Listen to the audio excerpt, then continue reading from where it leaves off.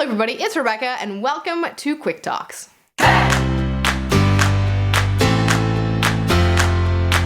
I will be quick talking Darius the Great is Not Okay by Adib Khorram.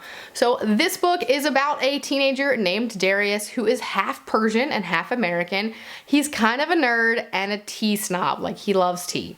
He works at a tea shop and tries to tell the owner how it should really be done. He's also battling with clinical depression, as is his father, and so this is something that they have in common, but as the years have passed, they've kind of grown distant. And this is kind of really bothering Darius because he really misses his dad and he wishes he had the relationship that he used to have with him. The story kicks off when his maternal grandfather comes down with an illness and he and his family travel to Iran to be there for them, and this is the first time he will ever have met his grandparents in person. It's also the first time he's been to Iran.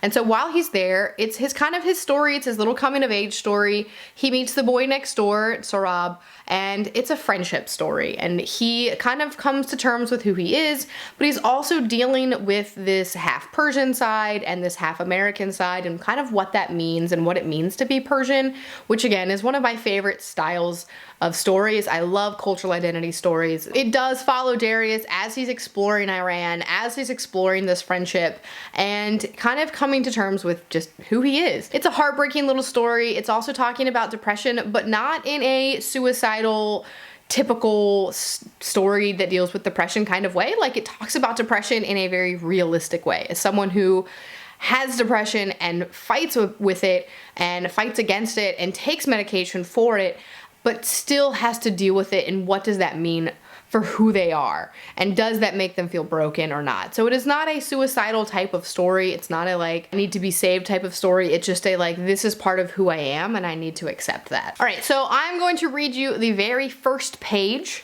from this book just to kind of whet your appetite. The chapter is called The Chiefest and Greatest of Calamities. Steam belched and hissed. Sweat trickled down the back of my neck. Smaug the Terrible was furious with me. "What does it mean, filter error?" I asked. "Here." Mr. Apatan wiggled the hose where it fed into Smaug's gleaming chrome back. The blinking red error light went dark. "Better?" "I think so." Smaug gurgled happily and began boiling once again. "Good. Were you pushing buttons?" "No," I said, "just to check the temperature." "You don't have to check it, Darius. It always stays at 212. "Right." There was no use arguing with Charles Apatan, manager of the tea haven at the shops at Fairview Court.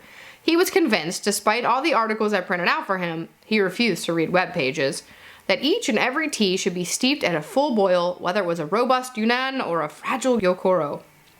Not that Tea Haven ever got such fine teas.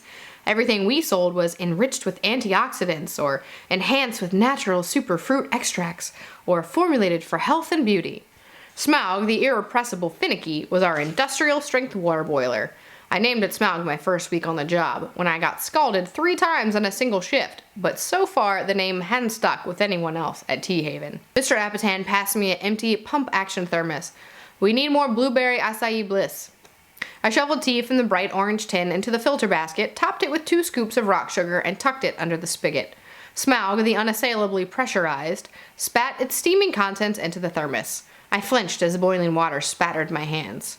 Smaug, the chiefest and greatest of calamities, was triumphant once more. So that is Darius the Great is Not Okay. I hope that this was able to kind of let you know a little bit more about it. So let me know in the comments if you have read it, or if you were now tempted to read it, or if you would if there are any books that you would like me to book talk, please let me know down below. And that is it for me today. I will see you next time.